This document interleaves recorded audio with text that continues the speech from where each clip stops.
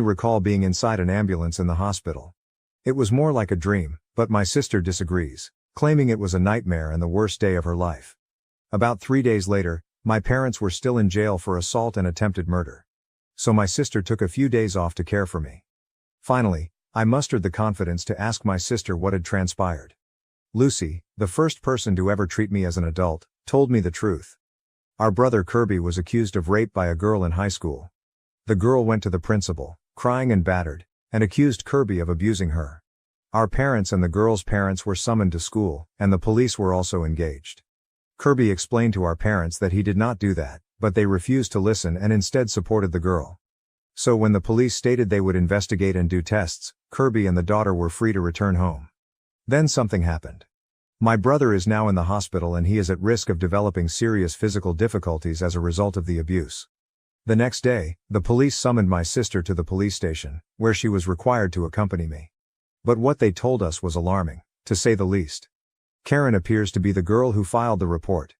Karen, if you see this, please know that you are the most horrible person I know. I hope you burn in hell, bastard. You have devastated our life. You filed a bogus report since she and Kirby despised each other at school. And after another fight between the two, she injured herself and planned to claim he hit her. However, the plot evolved to a rape in the hopes that she might expel my brother from school. However, she made a mistake and told her pals about it on a video call, causing them to chuckle.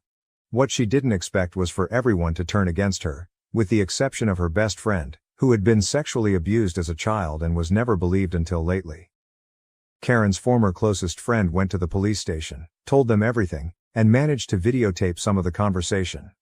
After the piranha confessed, the cops questioned Karen. And for fear of being arrested, she spoke the truth. My sister was pissed off.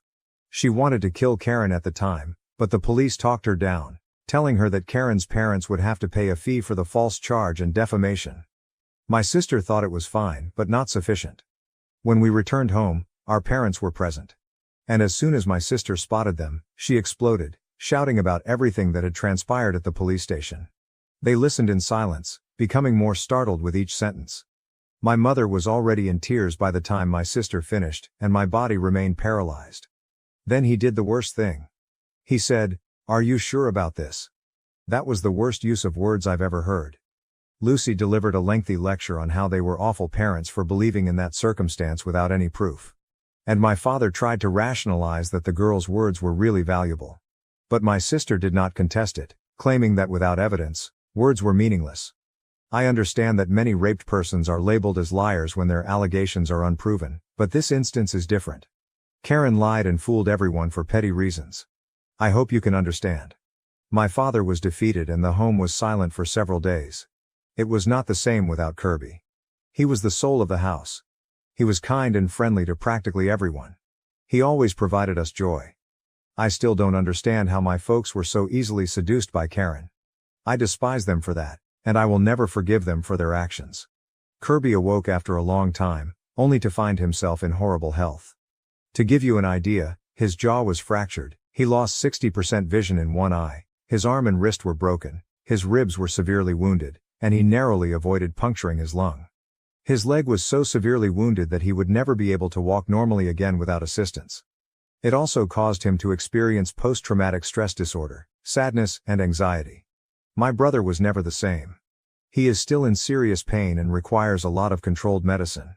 He didn't talk for weeks, and when he took out the gadget that held his jaw in place, it didn't change much. He only responded when we asked a question.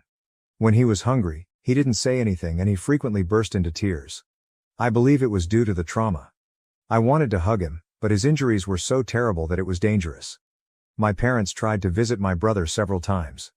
My mother begged and my father tried to push us to accept them. But my sister prohibited them since she knew my brother didn't want to see our parents. And she told them that, but it wasn't sufficient. My mother was unable to visit him one day due to work, but my parents viewed this as a chance to pay my brother a secret visit. I believe their thoughts would be something like this.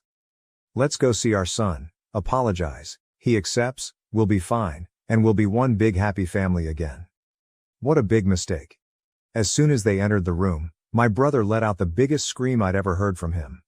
Soon, physicians and nurses entered the room to try to calm my brother down. He commanded, Get them out of here. They're murderers.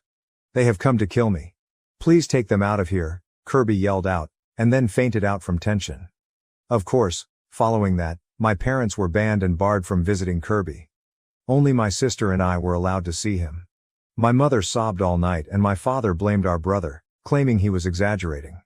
Kirby was released from the hospital after months of physical and mental recuperation. My parents had the guts to invite him home.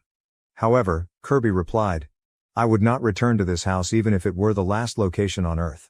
I am now motherless. I hope you both pay for what you've done to me." Kirby moved to live with his paternal grandparents, who had no idea of the circumstances before then. They took preventive precautions against our parents. He welcomed my sister and me to visit him at any time, and we did. In fact, I spent more time with him than my parents at home. The final straw came during a family party, when we discovered that my father had lied to our entire family. He informed them that Kirby had dropped out of school to live in a drug-infested environment and had fled home, taking his belongings and the money they were saving for my college. But my parents didn't earn that money. Kirby and Lucy were the ones who raised it for my tuition.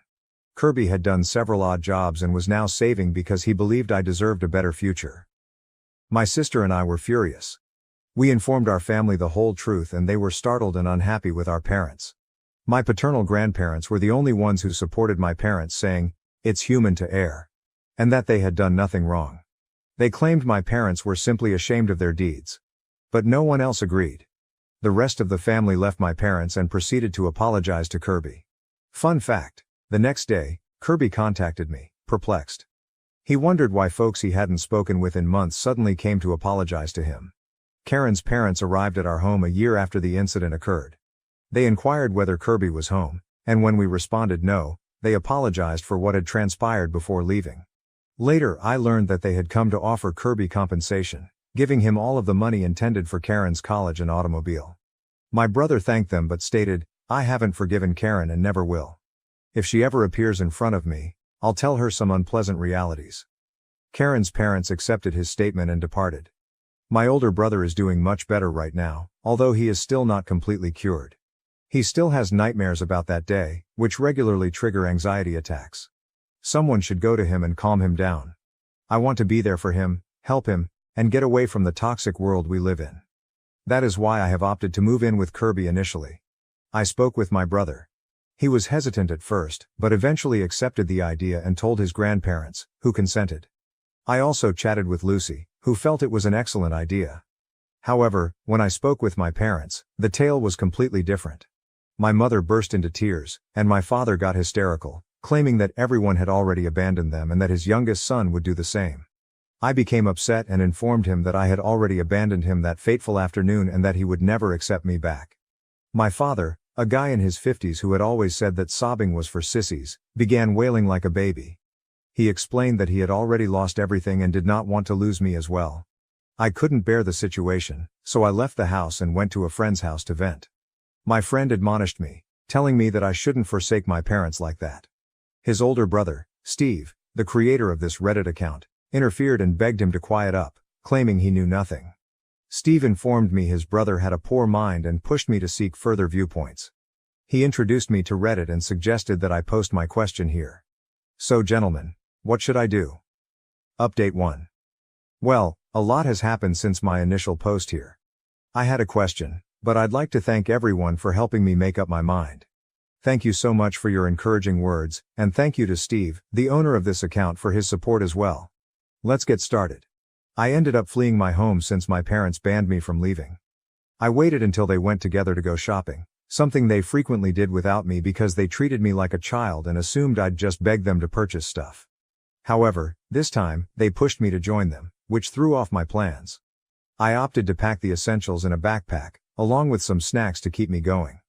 As soon as we were to the market, I wanted to use the restroom. Fortunately, my parents were so preoccupied with how the price of food had risen that my father simply instructed me to leave and return shortly. Plot twist, I did not come back. I dashed out of the market and boarded the bus closest to Kirby's grandparents' home. When I arrived, Kirby's grandma welcomed me and encouraged me to relax while I waited for Kirby and his grandfather to return home. When they arrived, I informed them what had transpired, including what I had posted on Reddit. My brother's reaction was not what I was expecting. He's